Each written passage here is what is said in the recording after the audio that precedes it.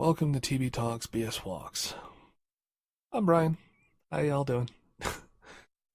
This is my third attempt at doing this because what I want to talk about has been difficult to word properly.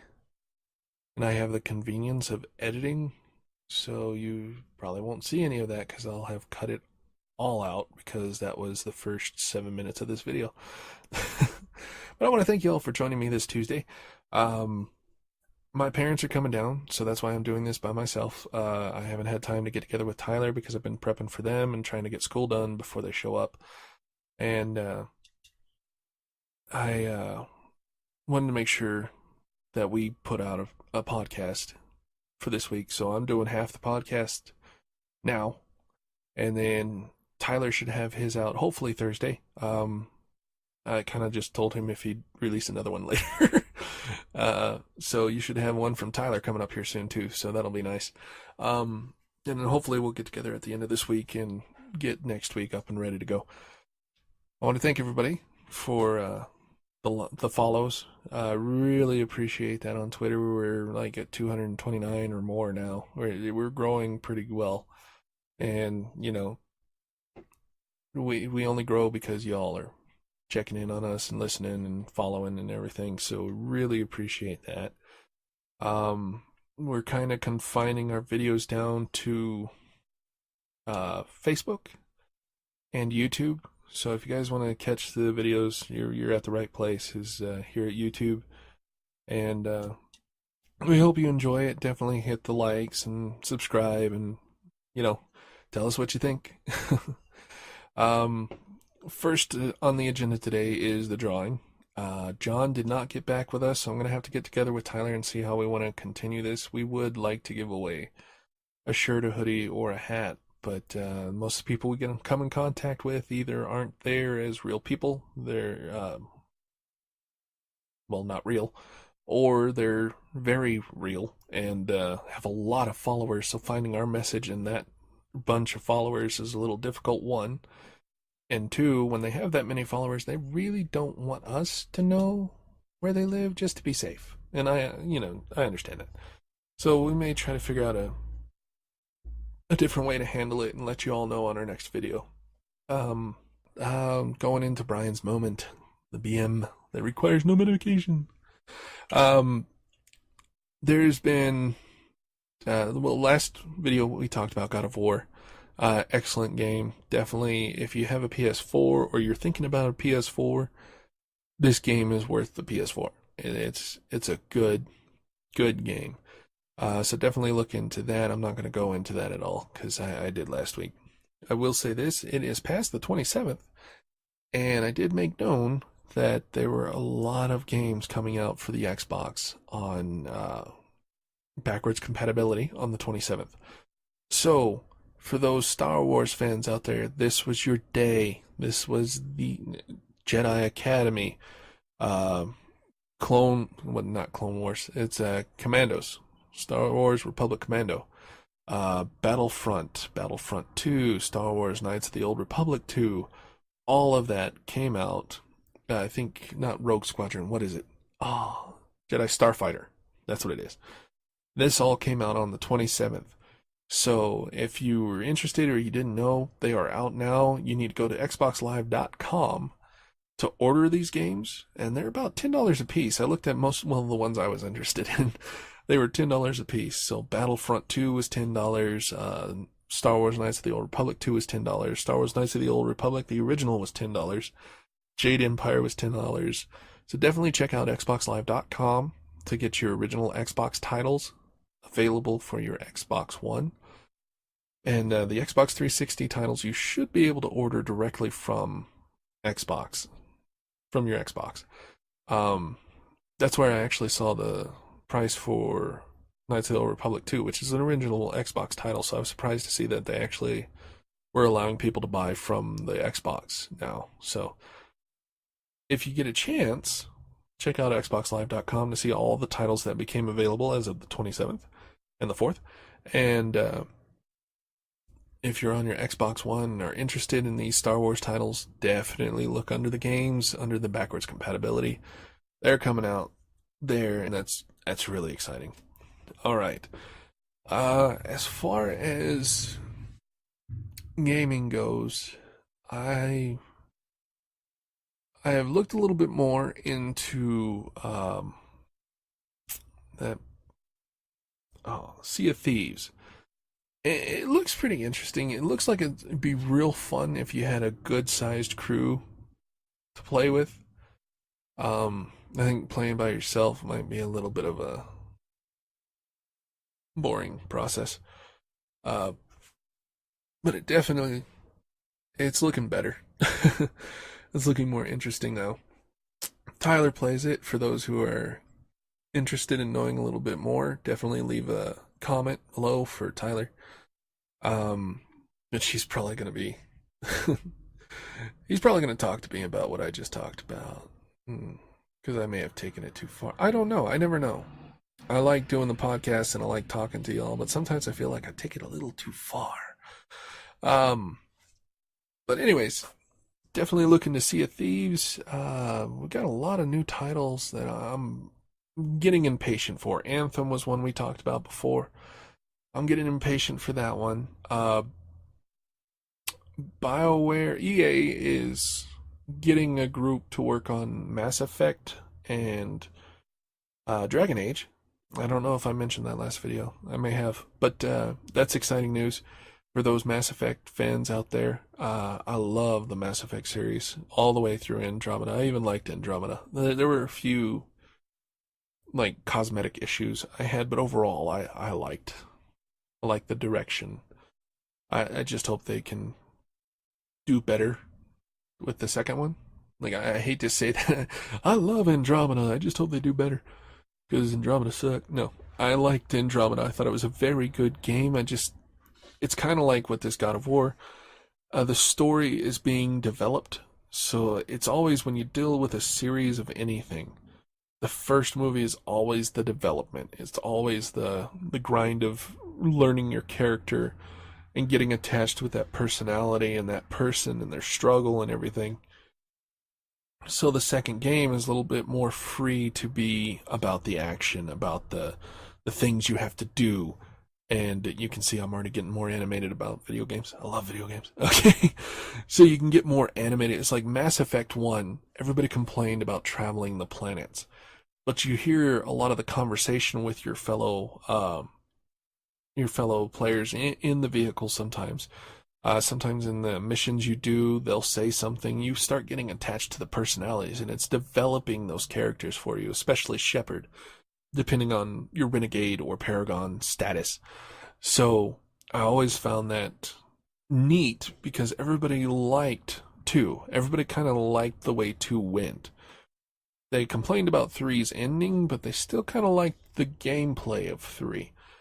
And I think that's mainly because 1 focused on your character, so there wasn't a lot of action, but there was enough that it kept you entertained.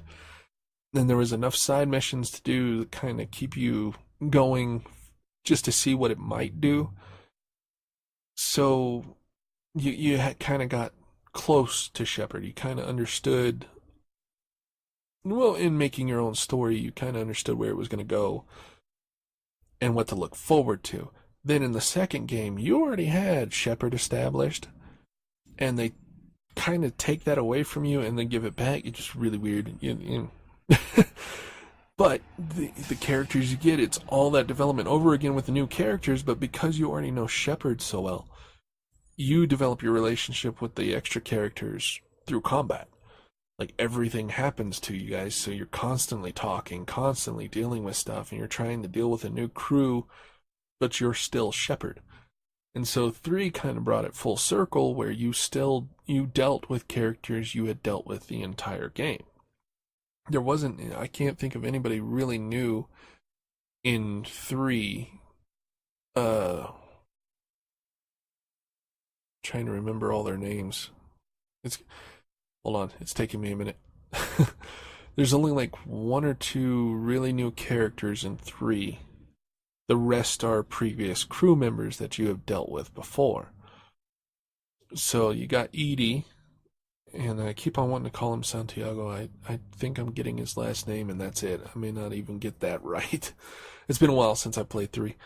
Um, they get like 2 or 3 new characters in 3, so there's not a whole lot more you have to develop, and it's all about the action. And you do resolve some issues with current crewmates that you had from the previous games, if anything happened in the previous games that needs resolved.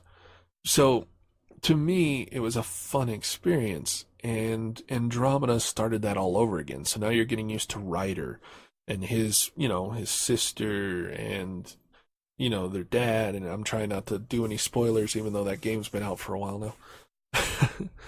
So you're trying to get used to all of that. Well, now that leaves it open for the second game. You've developed Ryder by the end of Andromeda.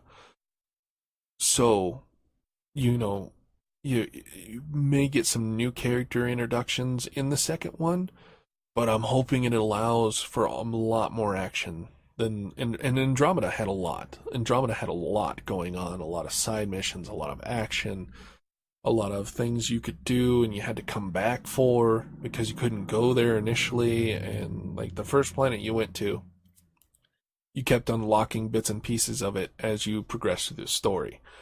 So you always had to keep coming back to that first planet. And though that was a little tedious, it was still fun. So I'm hoping with the second one, now that you've established a foothold in Andromeda, that there'll be a lot more to do, a lot more action, a lot more secrets they can put in and make a little bit more of an exploratory thing. I would have really enjoyed flying my own ship. I am still waiting for that game for Xbox. I'm still waiting for the game where you, like Star Citizen. I'm still waiting for a game like Star Citizen on Xbox. I'm still waiting for that game where you can see your character and you can go to your ship and pick out your armor and your gun, just like Star Citizen, pick out, get a ship that you want, but have a more developed world. Because Star Citizen is upcoming and it's great for PC players, but it's not on Xbox. So for the Xbox players, I prefer Xbox. I have PC games, but I prefer Xbox. So I'm waiting for that game where you can pick out your space suit and your spaceship and go fly out into space and do all these crazy space battles, and then have your zero-G combat where you're floating around in a desolate ship and you get attacked by AI and have to like float around the ship fighting in zero-Gs while trying to get parts and stuff off of the ship to repair your own or to sell somewhere else. I'm still waiting for that type of game on Xbox. If that ever comes to Xbox, I'm buying it. I will buy the collector's edition. Like, I want a game like that, and I thought Andromeda was going to do it. I thought they were going to do it, and they didn't. And I can't be disappointed because they never said they would, but I was so hopeful. I was so hopeful you were going to be able to like pick out your own ship and fly it through Andromeda yourself, just like Elite Dangerous. And Elite Dangerous is on the Xbox, but you don't have like a person that can run around and do zero-G fighting and all that. They worked the opposite direction of Star Citizen. Like Star Citizen focused on ships and the individual person and running around space stations and gunplay and zero-Gs and all that.